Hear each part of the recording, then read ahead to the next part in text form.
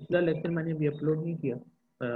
ये दो लेक्चर मैं एक साथ अपलोड करके आप लोगों को लिंक प्रोवाइड कर दूंगा व्हाट्सएप के थ्रू। अभी ये कुछ टर्म्स है थोड़ी सी जो इकोनॉमिक्स की प्रॉब्लम्स में यूज़ करेंगे हम लोग, तो इसको थोड़ा सा आपने ध्यान से देखना है ताकि बाद में फिर आपको प्रॉब्लम ना हो जब ये टर्म्स आगे यूज़ होंगे। तो पहले भी मैंने आपको एक लिस्ट दिखाई थी जिसमें हम लोगों ने देखा था कुछ चीज़ें, ये उन्हीं की शॉर्ट फॉर्म है। P stand for present worth, present value या net present value, NPV, discounted cash flow, capitalised cost, ये सारी चीज़ों के लिए यूज़ होता है। हम इसको प्रेजेंट वैल्यू के लिए यूज़ करेंगे, प्रेजेंट वर्थ के लिए। पी डब्ल्यू या पी को शॉर्ट करके हम लोगों ने वी पी कर दिया। तो ये असल में क्या होती है, वैल्यू वैल्यू और amount of money at a time designated at as the present और टाइम जीरो। तो आप लोगों ने जो टाइमलाइन अपने प्रोजेक्ट की बनानी है उसके ऊपर जो जीरो टाइम होगा वो आपकी प्रेजेंट वैल्यू होती है। अब ये जीरो का मतलब ये नहीं होता कि ये आज का टाइम है। अगर आप अपने प्रोजेक्ट को इवेल्युएट कर रहे हो कुछ अर्से बाद या 5 साल बाद या 4 साल बाद, तो फिर आपका जीरो 5 साल बाद बन जाएगा और जो आपका पिछला टाइम है वो नेगेटिव में चला जाएगा। अभी आगे कुछ प्रॉब्लम हम सॉल्व करेंगे तो आपको पता लगेगा। जो जीरो की लोकेशन होती है वो डिपेंड करती है कि किस लोकेशन पे जाके आप अपनी वर्थ को फाइंड करना चाह रहे हो, वही लोकेशन आपकी जीरो वर्थ बन जाती है, जीरो टाइम हो जाती है सॉरी।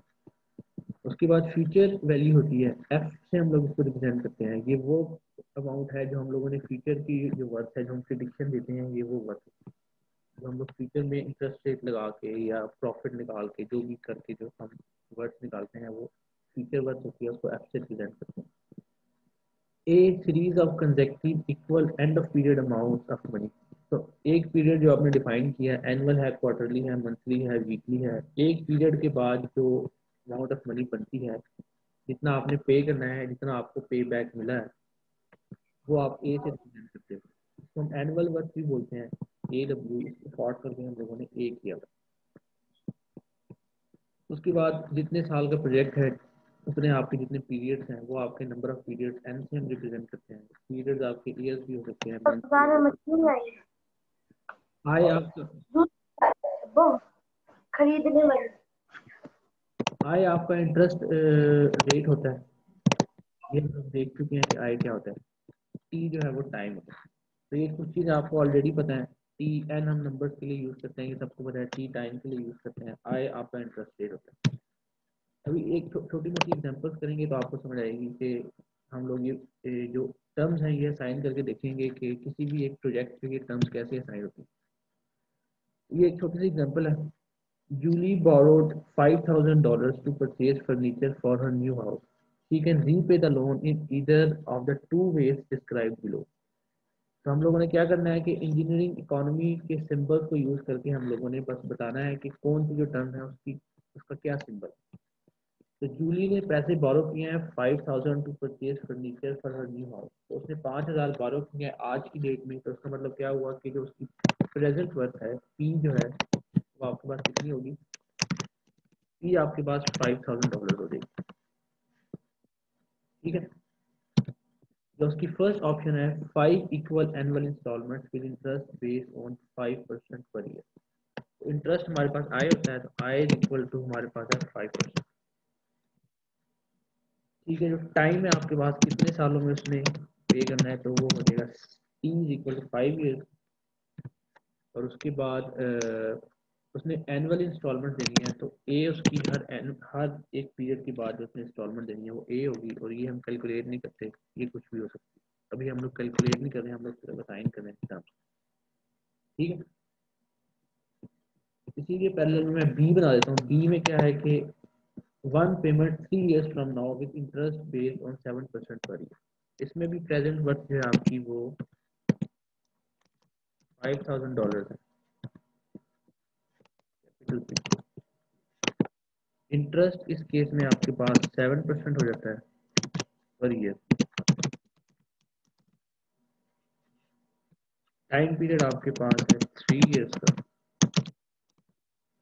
अब यहाँ पे उसने क्योंकि एक इंस्टॉलमेंट पे करनी है, आपका जो पीरियड होता है जिस पीरियड के बाद आप कैलकुलेशन करते हो, जो ए हम लोगों ने यहाँ पे लिखा था वो डिपेंड करता है कि आपका जो रेट अप्लाई हुआ है वो कौन से पीरियड पे अप्लाई हुआ। तो जो आपका पहले केस में आया था इंटरेस्ट रेट था वो पर ईयर था, तो ए जो है वो हर ईयर के बाद की इंस्टॉलमेंट होगी।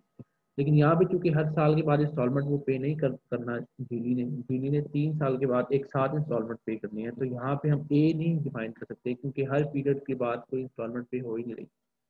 तो यहाँ पे जो उसने अमाउंट पे करनी है वो एफ होगी, जो उसकी फ्यूचर वर्थ होगी, जो टोटल प्रोजेक्ट के बाद उसने पे करने हैं एक लमसम अमाउंट, वो एफ से रिप्रेजेंट करेंगे जो फ्यूचर वर्थ होगी। ठीक है, तो यहाँ पे हम लोगों ने ऑलमोस्ट सारी टर्म यूज कर ली है, P B F B I T और कैपिटल ए। ठीक हो गया। एक छोटी सी एग्जांपल है जिससे हम लोगों ने देखा है कि कैसे टर्म्स अप्लाई होती है। एक और एग्जांपल है, you plan to make a lump sum deposit of 5000 now into an investment account that pays 6% per year and you plan to withdraw equal end of year amount of 1000 for 5 years starting next year. At the end of the 6th year you plan to close your account by withdrawing the remaining money. Define the giving economy symbol involved. तो बताइए फिर इसमें present worth क्या होगी।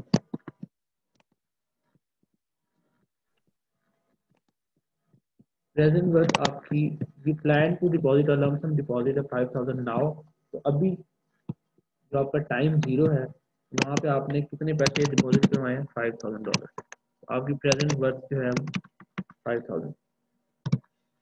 उसके बाद यहाँ पे इंटरेस्ट रेट हमें नजर आ रहा है कि 6% है, तो आई इज इक्वल टू 6% कर देंगे हम लोग, I is equal to 6% per year.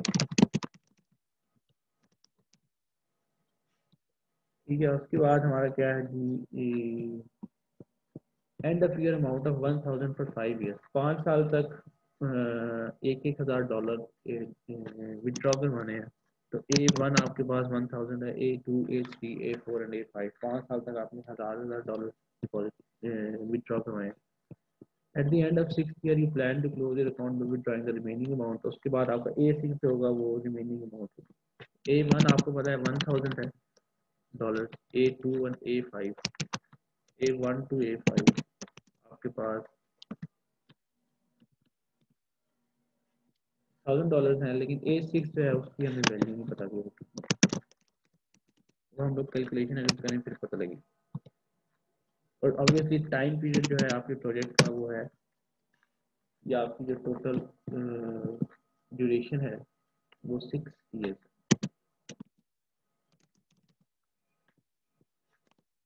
ठीक है भाई, नेक्स्ट।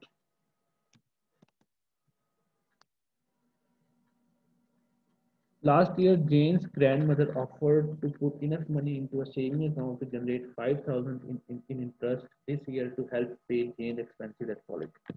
अब यहाँ पे आप देखोगे कि जेन की ग्रैंड मदर ने जो जो आपके मनी पुट की थी सेविंग अकाउंट में, वो 5000 जनरेट करेगी इंटरेस्ट की फॉर्म। हाँ, उसकी जो प्रेजेंट वर्थ होगी, प्रोजेक्ट है वो पिछले साल से शुरू हुआ है, तो जो टाइम पीरियड जीरो है वो पिछला साल है, और जो आज का दिन है ये फ्यूचर में हम लोग अभी बैठे हैं। ठीक है, तो हमारा जो प्रोजेक्ट स्टार्ट हुआ है वो साल पहले से स्टार्ट हुआ है, उसकी प्रेजेंट वर्थ होगी, प्रेजेंट वर्थ जो कि -1 ईयर में आएगी, वो हम लोगों को मालूम नहीं है। लेकिन हम लोगों को ये मालूम है कि इंटरेस्ट जो बना था उस वर्थ का वो 5000। ठीक है, इंटरेस्ट रेट कितना है ये भी हमें मालूम है। Identify the symbol, symbol identify करना है, वो हम लोगों ने कर दिया है। एक और चीज, अभी प्रेजेंट जो है आज का दिन वो असल में फ्यूचर है, क्योंकि प्रेजेंट वर्थ जो थी उसकी वो 1 साल पहले थी, तो 1 साल बाद जो आज का दिन है वो फ्यूचर बन जाता है। फ्यूचर वर्थ जो बनेगी वो क्या बनेगी, present worth plus interest, third या इंटरेस्ट अर्न, इन दोनों को हम लोग ऐड करेंगे तो ये फ्यूचर वर्थ बन जाएगी। ठीक है, calculate the amount that had to be deposited exactly 1 year ago to earn 5000 in interest if the rate of return is 6% per year। तो यहाँ पे आय हमें पता लग गया कि आय हमारा 6%। अभी आप लोगों ने क्या करना है, आप लोगों ने मुझे सॉल्व करके दिखाना है कि कितने पैसे डिपॉजिट करवाने चाहिए थे 6% इंटरेस्ट रेट अप्लाई करने के बाद जो 5000 हमें इंटरेस्ट अर्न। कौन सा फार्मूला यहाँ पे यूज करेंगे?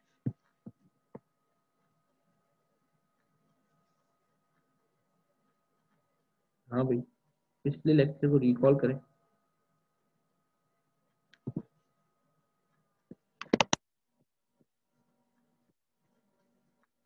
कौन सा फार्मूला यूज करेंगे हम?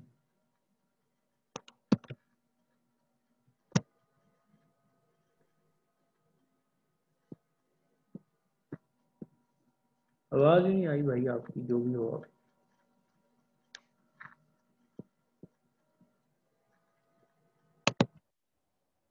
सर वो on on money is equal to principal into 1 plus interest rate वाला। हाँ, इसको अप्लाई करो जरा। 5000 प्लस 1 इनटू 0.6। इंटरेस्ट रेट का जो फार्मूला था, interest rate is equal to interest divided by present worth या प्रिंसिपल, जो कि प्रेजेंट वर्थ की होती है।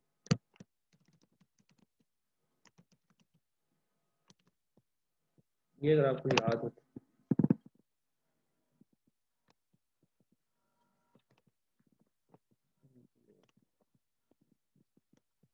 इंटरेस्ट रेट जो होता है आपका, वो इंटरेस्ट जो अर्न हुआ होता है multi divide by present worth multiply by 100। हम लोगों को इंटरेस्ट रेट भी मालूम है, इंटरेस्ट जो अर्न है वो भी मालूम है, और प्रिंसिपल अमाउंट भी मालूम है। इसको रिशेबल करेंगे हमारे पास तो क्या आ जाएगा? ई है is equal to interest incurred divided bye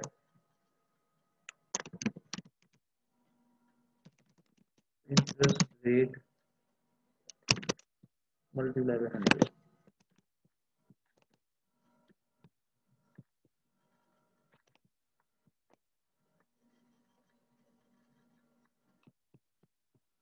हमारे पास जो इंटरेस्ट हम लोगों ने अर्न किया है वो है 5000 डिवाइड बाय इंटरेस्ट रेट है 6% और मल्टीप्लाई बाय 100 कर देंगे। क्या आंसर मिलता है?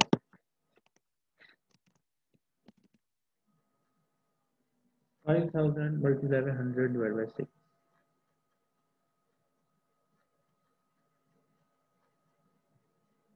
83,033.33 डॉलर। अगर कोई इतने डॉलर डिपॉजिट करवाता है अकाउंट में, एक साल के बाद उसको 6% की बेस पे 5000 इंटरेस्ट। एक्सक्यूज मी सर, यहाँ प्रेजेंट जो अमाउंट बताई है आपने प्रेजेंट वर्थ, सर वो इंटरेस्ट के साथ होगी? प्रेजेंट वर्थ मैंने आपको बताया कि जब स्टार्ट होता है ना प्रोजेक्ट तब की होती है। अभी ये जो क्वेश्चन है ना, इसमें Jen grandmother offer to put enough money into a saving account to generate 5000 in interest this year. मतलब हम लोगों जिस साल में हम लोगों ने ये इंटरेस्ट अर्न किया है 5000, या जेन ने अर्न किया है, अमाउंट उससे पिछले साल की डिपॉजिट हुई है। तो जो स्टार्टिंग अमाउंट होती है ना, वो आपकी प्रेजेंट वर्थ होती है, जो टाइम जीरो के ऊपर आप करते हैं। यहाँ पे मैंने लिखा भी है कि प्रेजेंट वर्थ जो है वो एक साल पहले की है, -1 ईयर की, क्योंकि आज के दिन एक साल गुजर चुका है और 5000 अर्न हो चुके हैं। लेकिन जब एक साल पहले ये अमाउंट सबमिट हुई थी तब कोई पैसे अर्न नहीं हुए थे, जब तब स्टार्ट हुआ था अकाउंट।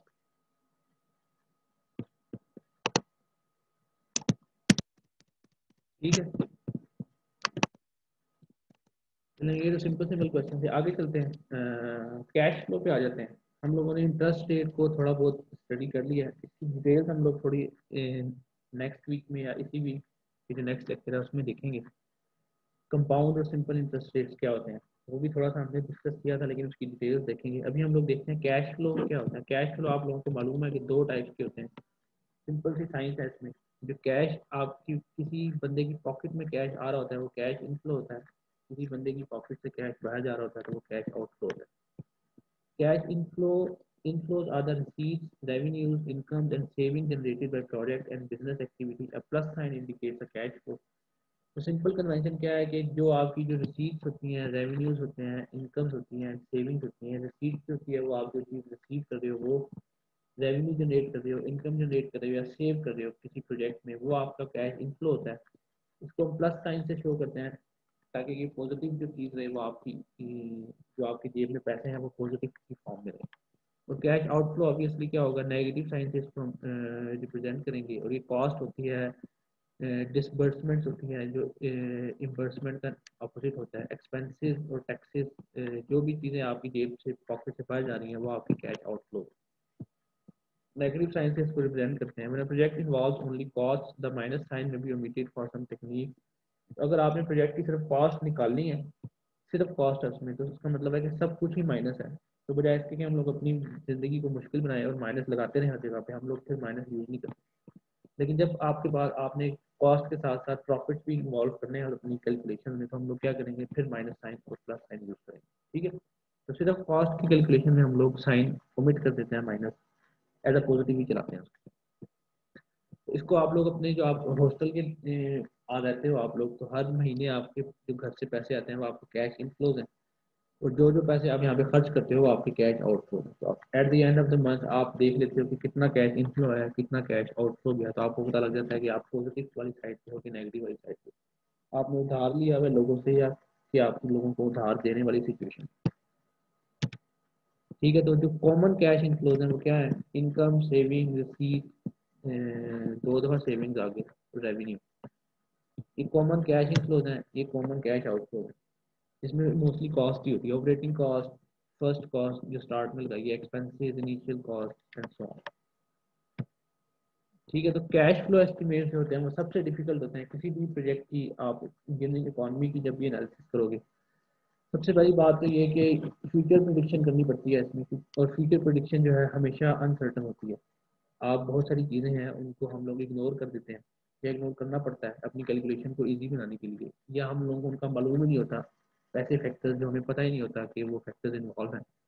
इस वजह से जो कैश फ्लो की एस्टिमेशन है वो बड़ी ट्रिकी भी होती हैं और अनसर्टन भी होती हैं और मुश्किल भी होती है। उसके बाद दो टाइप्स के हम लोग यहाँ पे कैश फ्लो एस्टिमेट लगाते हैं। एक पॉइंट एस्टिमेट होता है, एक रेंज एस्टिमेट होता है। अगर मैं आपको पीछे यहाँ पे दिखाऊँ तो आपको नजर आ रहा होगा कि ऑपरेटिंग कॉस्ट को हम लोगों ने एक सिंपल एक नंबर से रिप्रेजेंट किया हुआ है, फर्स्ट कॉस्ट को भी, एक्सपेंसेस को भी, लेकिन इनिशियल कॉस्ट है उसको हम लोगों ने रेंज की फॉर्म में रिप्रेजेंट किया हुआ है। इसी तरह जो कैश इनफ्लोज हैं उसमें भी इनकम, सेविंग, रिसीट्स और सेविंग को हम लोगों ने एक सिंगल नंबर की फॉर्म में शो किया हुआ है, लेकिन रेवेन्यूज जो है उनको हम लोगों ने रेंज की फॉर्म में शो किया हुआ है।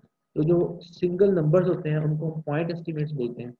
पॉइंट एस्टिमेट्स फिर भी थोड़े से समझ लें कि सर्टन होते हैं, जिस हम लोगों को मालूम होता है कि हाँ भाई ये कितनी इनकम उनकी कॉस्ट है, तो इसलिए हम उनको एक नंबर की फॉर्म में रिप्रेजेंट करते हैं। उनमें अनसर्टेनिटी कम होती है, रिस्क भी कम होता है।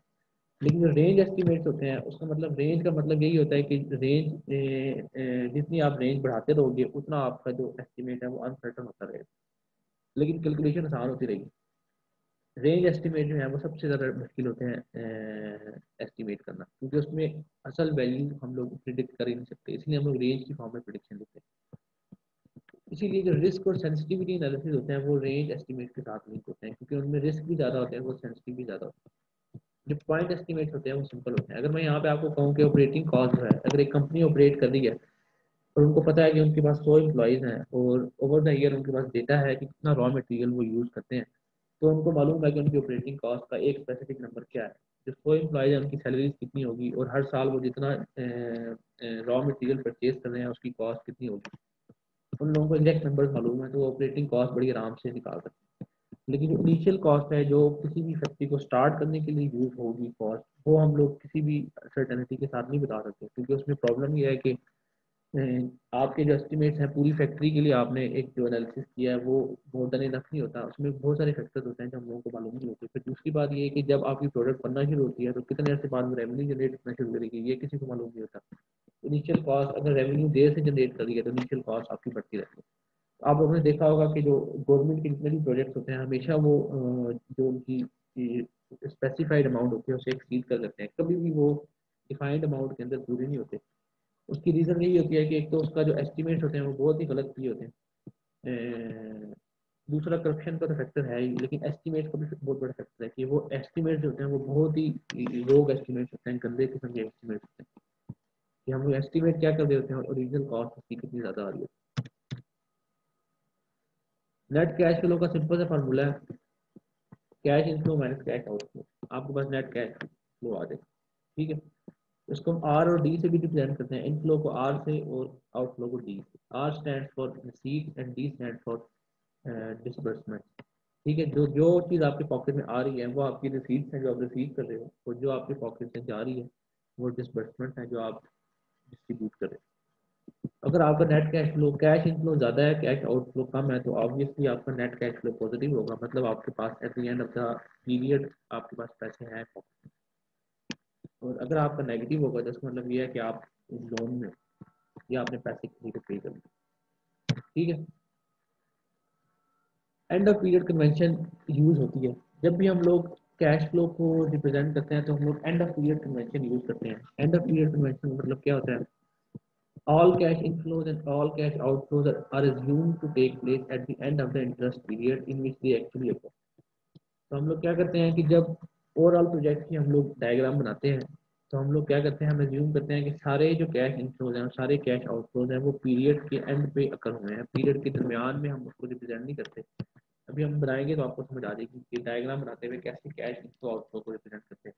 इसका फायदा क्या होता है, एक पीरियड के दरमियान जितनी भी ट्रांजेक्शन हो रही हैं उसके ऊपर इंटरेस्ट रेट अप्लाई नहीं होता। तो अगर आपने एक साल आपने किसी भी डेट पे प्रोजेक्ट स्टार्ट किया है, तो पहले साल में उस डेट से लेके अगले साल उस डेट तक आप जितनी भी ट्रांजेक्शन करोगे उसके ऊपर इंटरेस्ट रेट अप्लाई नहीं होगा। उसकी जो कॉस्ट है वो उतनी कितनी रहेगी, क्योंकि इंटरेस्ट रेट जो होता है वो एक पीरियड के बाद अप्लाई होता है। तो हम लोग क्या जूम करते हैं कि बजाय इसके कि जो डायग्राम हम लोग बना रहे हैं उसमें हर ट्रांजेक्शन को अलग अलग रिप्रेजेंट करें, हम लोग पूरे साल की या पूरे एक पीरियड की ट्रांजेक्शन को एक साथ रिप्रेजेंट कर देते हैं ताकि डायग्राम को रीड करना आसान हो जाए। तो अगर एक साल में किसी की सपोज 2000 ट्रांजेक्शन हुई हैं और वो एक डायग्राम पे 2000 ट्रांजेक्शन को रिप्रेजेंट करेगा, तो ऑब्वियसली वो डायग्राम रीड करना इम्पॉसिबल हो जाएगी। तो बजाय इसके कि वो 2000 ट्रांजेक्शन को वहाँ पे रिप्रेजेंट करे, वो 2000 को कॉमुलेट करता है, आपस में ऐड माइनस करता है, और एक साल के बाद जितनी नेट उसके पास कैश इनफ्लो या आउटफ्लो आई है वो नेट कैश इनफ्लो या आउटफ्लो वो पीरियड के एंड पे रिप्रेजेंट कर देता है, ठीक है। इसकी डायग्राम हम लोग बनाते हैं तो फिर आपको समझ आ जाएगी। एंड ऑफ इंटरेस्ट पीरियड क्या होता है, सबसे पहले तो इंटरेस्ट पीरियड आपको पता होगा क्या है कि इंटरेस्ट पीरियड आपका एनुअल है कि मंथली है कि क्वार्टरली है। और इंटरेस्ट पीरियड का मतलब ये नहीं होता, अगर एनुअल है तो ये मतलब नहीं है कि 31 दिसंबर को आपका इंटरेस्ट पीरियड एंड हो रहा है। इंटरेस्ट पीरियड आपका उसी डेट पे एंड होता है जिस डेट पे आपने ट्रांजेक्शन की थी या आपने डिपॉजिट करवाए थे बैंक में पैसे, या आपने कहीं बैंक से लोन लिया था।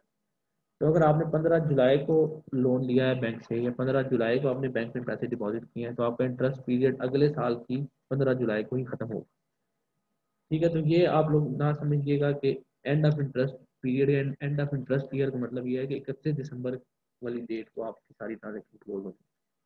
जब आपकी ट्रांजेक्शन या जब आपका पीरियड स्टार्ट हुआ था उसके एक साल बाद उसी डेट पे आपकी ट्रांजेक्शन एक साल की क्लोज हो।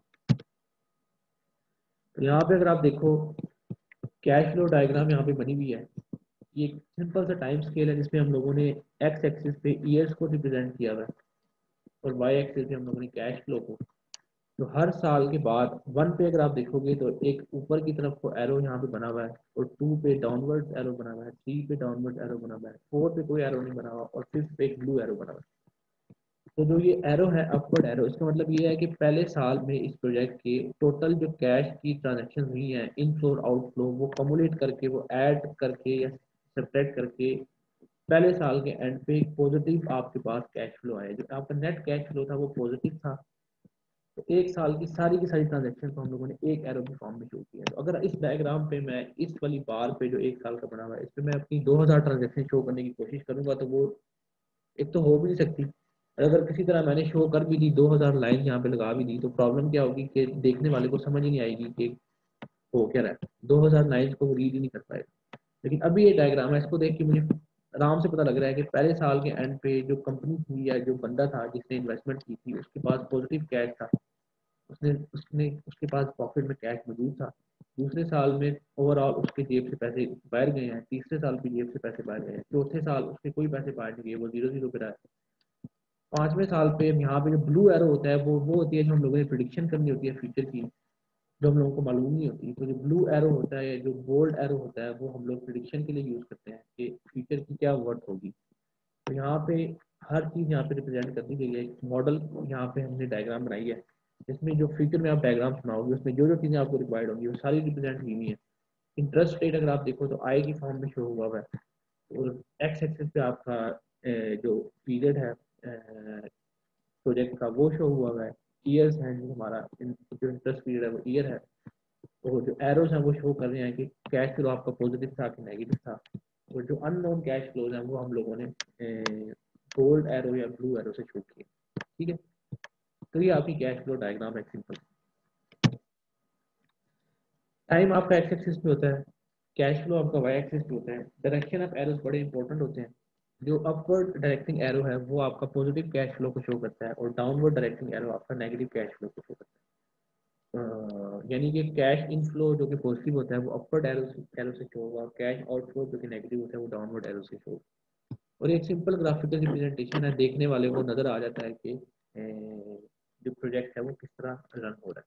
हर साल में पैसे जो इन्वेस्टमेंट कर रहे हैं वो पैसे पे कर रहे हैं, पैसे वो गेन कर रहे हैं। सिक्योरिटी यहाँ पे नोट करें कि जो एरो की लेंथ होती है वो स्केल की बेस पे होती है। जितने एरो की लेंथ ज़्यादा होगी उतना ज़्यादा आपका कैश की अमाउंट ज़्यादा होगी। ठीक है, तो यहाँ पे अगर आप देखो तो ऑलमोस्ट तीनों की बराबर ही है, लेकिन अगर एरो की लेंथ में बढ़ा देता हूँ यहाँ पे यहाँ तक ले आता हूँ, इसका मतलब ये है कि ये काफ़ी ज़्यादा अमाउंट है कैश इनफ्लो की कंपेरेटिव टू कैश आउटफ्लो जो टू। एरो आपने बनाने होते हैं वो स्केल के हिसाब से बनाने होते हैं। एक और चीज जो है वो पर्सपेक्टिव ऑफ कैश फ्लो है कि किस बंदे के पर्सपेक्टिव से आप कैश फ्लो की डायग्राम बना रहे हो, क्योंकि एक ट्रांजैक्शन जब भी होती है तो उसमें दो लोग इन्वॉल्व होते हैं, दोनों के हिसाब से जो पर्सपेक्टिव है वो चेंज हो जाता है।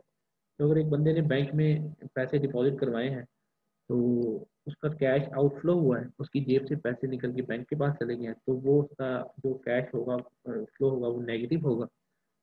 लेकिन जो बैंक का कैश फ्लो होगा वो पॉजिटिव होगा, क्योंकि बैंक के पास पैसे आए हैं, बैंक की पॉकेट में पैसे पैसे ऐड हुए हैं। तो जिस बंदे के पर्सपेक्टिव से आप कैश फ्लो बनाते हो वो बड़ा इंपॉर्टेंट होता है। फिर हमें पता लगता है कि हम लोगों ने कैश इनफ्लो करना है कि कैश आउटफ्लो करना है। ठीक है, चलें एग्जांपल आ गई। Each year, ExxonMobil expends large amount of funds for mechanical safety features throughout its worldwide operation. Carlos Ramos, a lead engineer for Mexico and Central America operations, plan expenditures of $1 million now and each of the next 4 years. तो जो expenditures plan हुआ है वो क्या है कि $1 million अभी उसने पे किए हैं, और हर साल वो 4 साल तक $1 million पे करता रहेगा, just for the improvement of field-based pressure release valves. Construct the cash flow diagram to find the equivalent value of these expenditures at the end of year 4, using a cost of capital estimate for safety-related funds for of 12 years per year. तो यहाँ पे आपका क्या है जी कि जो आपकी cost बढ़ रही है, कॉस्ट एस्टिमेट वो 12% पर ईयर है, तो मतलब इंटरेस्ट जो है वो आपका 12% हो जाएगा। 4 साल तक उसने $1 million सबमिट करवाए हैं, तो हम लोग क्या करेंगे, इसको डायग्राम बना लेते हैं। हम लोग ने क्या किया जी, तो ये आपकी बन गई है एक्स एक्सिस, ये आपकी बन गई है वाई एक्सिस। एक्स एक्सिस पे आपका हम लोगों को मालूम है टाइम है, वाई एक्सिस पे आपका कैश फ्लो। ये आपका फर्स्ट ईयर हो गया, ये सेकेंड ईयर हो गया, ये थर्ड हो गया। ठीक है, तो अभी हम लोगों ने $1 million पे करने हैं। यहाँ पे अगर आप देखो तो $1 million नाउ, अभी उसने $1 million पे करने हैं, तो मतलब जो जीरो लोकेशन है आपकी, जो जीरो लोकेशन है टाइम पीरियड की, उस जीरो लोकेशन पे भी पैसे पे हुए हैं। नाउ का मतलब अभी उसने पैसे पे किए हैं, तो मतलब जीरो लोकेशन पे भी पैसे पे हुए हैं, और उसके बाद 4 साल तक पे होते रहेंगे।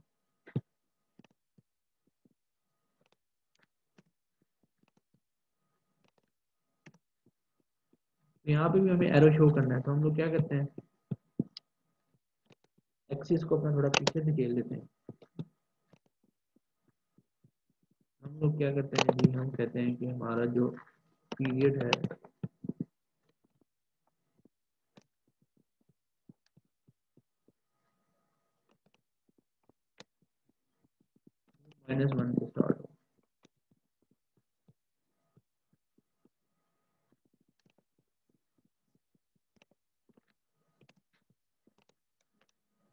लेकिन अब यहाँ पे 4 साल का टोटल ड्यूरेशन है और 5 ट्रांजेक्शन हुई है। ये 1 मिलियन अभी हुई है और उसके बाद 4 साल मजीद होती है। और ये नेगेटिव एरो बनेगा ऑब्वियसली, क्योंकि अमाउंट पे हो रही है।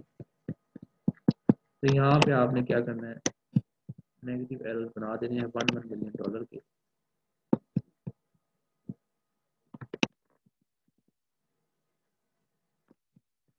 इनकी लेंथ जो है वो सेम होनी चाहिए। मेरी चलें थोड़ी छोटी बड़ी बन रही है, लेकिन आपकी जो लेंथ है वो सेम होनी चाहिए। ठीक है, यहाँ पे एक और सर इसमें इसमें 12% इंटरेस्ट 1 मिलियन पे करके नहीं हम लोग सेकंड एरो बनाएंगे? हाँ, मैं अभी उसी पे आ रहा हूँ। यहाँ पे उसने कहा है find the equivalent value of these expenditure. तो जो आपकी जो प्रेजेंट वर्थ निकलती है, हम लोग इंटरेस्ट लिख लेते हैं यहाँ पे आई इज इक्वल टू 12%। आपकी जो प्रेजेंट वर्थ निकलती है, जो कैश फ्लो हम लोग बनाते हैं वो इंटरेस्ट फ्री बनाते हैं। उसमें हम लोग इंटरेस्ट को काउंट नहीं करते, उसमें सिर्फ ये देखते हैं कि कितने पैसे आपकी जेब से निकले थे, कितने पैसे आपने पे किए या कितने पैसे आपकी जेब में आए थे।